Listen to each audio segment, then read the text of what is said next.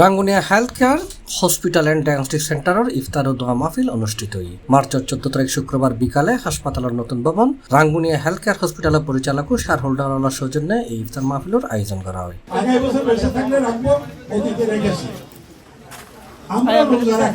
এই উপলক্ষে আয়োজিত সভাপতিত্ব করেছেন রাঙ্গুনিয়া হেলথ কেয়ার হসপিটালের চেয়ারম্যান ডাক্তার এটিএম রাজাউল করিম। এটা প্রধান অতিথি ছিল অধ্যক্ষ মোহাম্মদ আমিরুজ্জামান। হসপিটালের ফাইন্যান্স ডিরেক্টর মাওলানা শওকত হোসেনের সঞ্চালনায় বিশেষ অতিথি ছিল হসপিটালের managing director doctor Mohammad Rezaul Karim, doctor S A. Chowdhury, Rangunia welfare ফাউন্ডেশনের পরিচালক মাওলানা হাসান মুরাদ, সেক্রেটারি ইঞ্জিনিয়ার ইয়াহিয়া মাহমুদ রিজভী, সদস্য মাওলানা মোহাম্মদ ইসমাইল হোসেন, অধ্যাপক জসিমউদ্দিন, হাসপাতালের executive director doctor S K M. Mokammel Siam সহ আরো অনেকেই। রমজানের ফজিলত, রমজানে রোজা রাখার ফজিলত এবং ইফতারের ফজিলত, সেহরির ফজিলত, রমজানের সবকিছু আছে ফজিলতের বিষয়।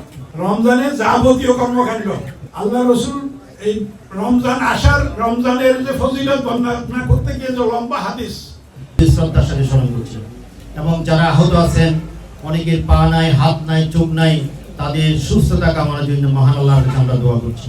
শেয়ার যদি সবাই গ্রহণ করি তাহলে আমাদেরকে আর বাইরে থেকে শেয়ার নিতে হয় না, আবার অনেকের উপর চাপ পড়ে না।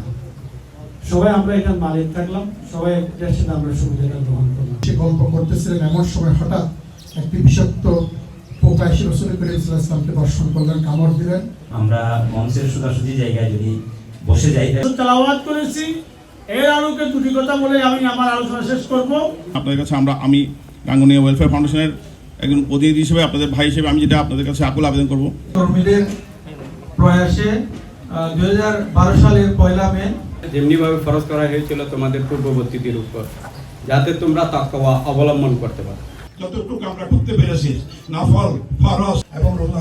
C+ TV, Chattogram. আগামী বছর বেঁচে থাকলে রাখবো।